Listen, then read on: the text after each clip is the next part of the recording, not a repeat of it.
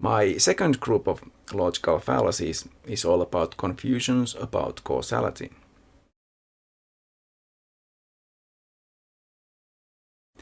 At least three types of fallacies fall under this category.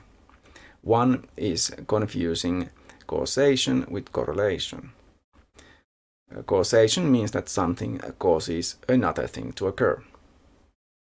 Correlation means an apparent connection between two variables. For example, when one increases, so does the other. The problem is that this correlation between those things may be mistaken for causation. Just because some things occur at the same time, one of them does not have to be the cause of the other. And even if it is, which is the cause and which is the effect? You cannot figure that out just by observing a statistical correlation. This cliché of an example might explain this. In Finland, the number of drownings per month goes up in those months when the consumption of ice cream goes up. This may or may not actually be true, but that doesn't matter. This is just an illustration of how correlation works. It's probably not that eating ice cream causes people to drown, but rather that people eat more ice cream when the weather is nice and warm in the summer.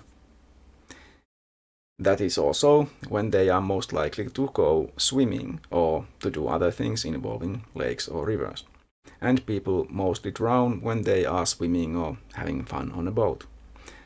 Alcohol might usually be involved as well.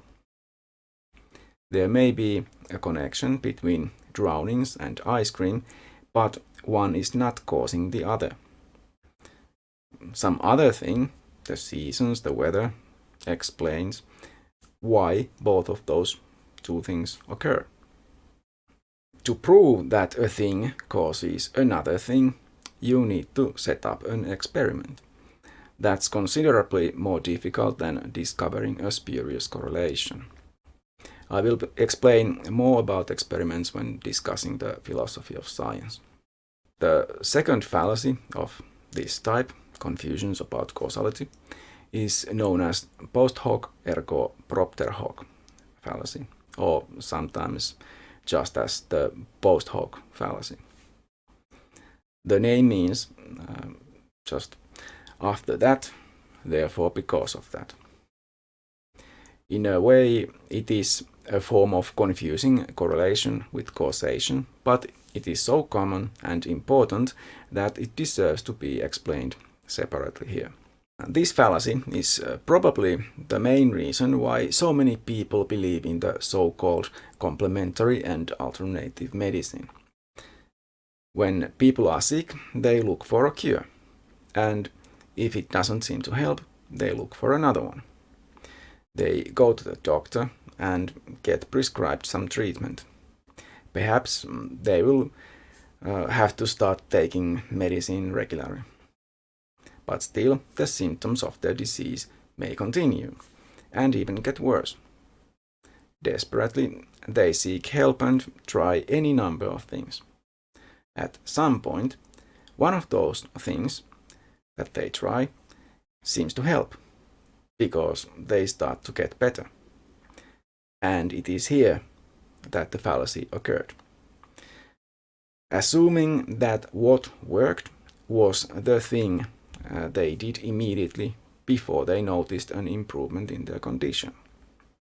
Even though they may have been taking the same medication prescribed by the doctor some time ago. But because their faulty minds connect not that fact, but whatever alternative treatment they were getting most recently, with getting better, they ascribe to this last thing the successful healing.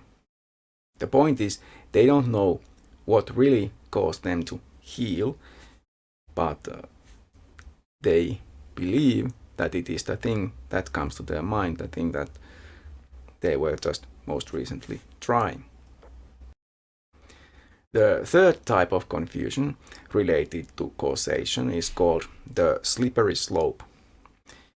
It is the idea that any change to one direction will cause a slide all the way to the extreme in that direction. You may have heard someone claim that accepting any kind of gun control would lead to the government prohibiting the ownership of all guns.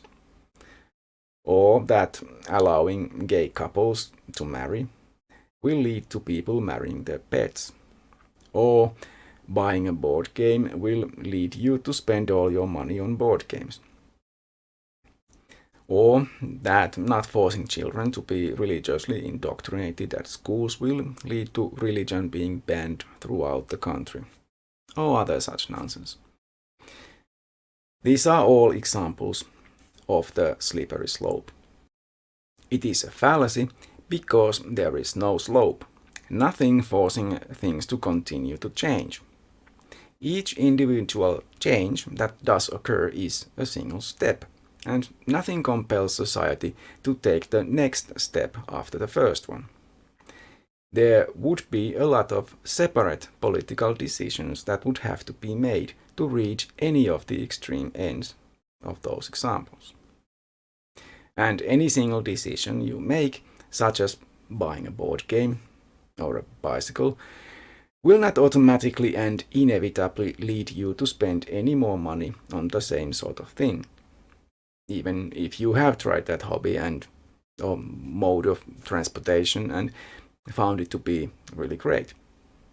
Each new game or bicycle that you buy will require a separate decision.